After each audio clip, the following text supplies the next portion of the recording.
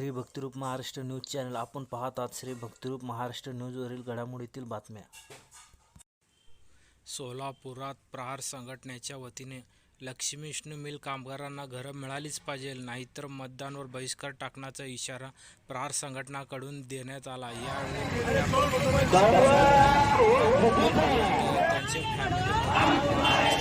मार्गदर्शनाखाली मीटिंग आणि सदर बाब ही 28 वर्ष झालं रामांना या विष्णू मिल कामगारांचा वनवास 28 वर्ष झाला संपन्न आहे.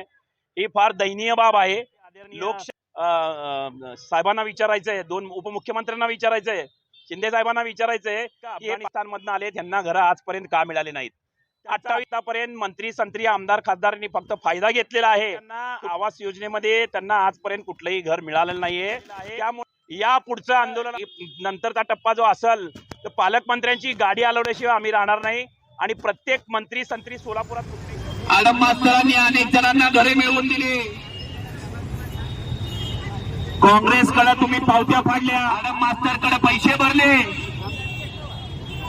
तरी काय अजून तुमच्या झोळीत.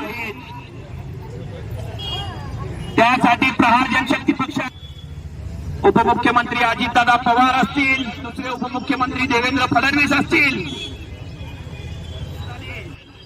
पण या हरामखोरांना एवढे कामगारांनी तिथं कष्ट केलेले आहे, तिथं रक्ताचं पाणी केलेलं आहे, त्या मातीत त्यांचं रक्त आणि पाणी सांडलेलं आहे. ना घरं देणं फार गरजेचं असताना त्यांना अजूनपर्यंत घरं मिळालेले लाज वाटायला पाहिजे. हरामखोरांनो, तुम्ही नुसते असला पण लक्ष्मी विष्णू कामगारांना घरं मिळाली. तुम्हाला सगळ्यांनी फसवलं, पण देवेंद्र फडणवीस मुख्यमंत्री असताना लक्ष्मी विष्णू कामगारांची अक्वायर करा म्हणून आदेश काढला होता.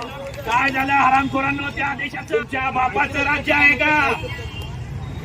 आज एक मतदानावर बहिष्कार टाकून घराच्या बाहेर पाठी लावा. आजपासून मतदान कशाने मारेल? मारेल. प्रत्येकाने आपली चप्पल आपल्या हातात घ्यायची. कोण म्हणून सांगितले 4 करोड 5 करोड 10 करोड. मग आमचे कामगार का पाकिस्तान आणि अफगाणिस्तान मधून लागणार आहे तुम्हाला. आणि तुमची यावेळेस मतदानामध्ये वळवळ वळवळ वळवळ फळाफळ फळाफळ फळाफळ करावं लागणार आहे. ही गोष्ट डोक्यात ठेवा. विनंती करतो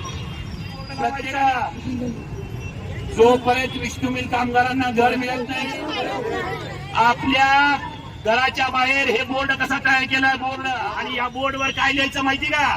जोपर्यंत लक्ष्मी विष्णू कामगारांना घर मिळत नाही तोपर्यंत मतदान मागायचं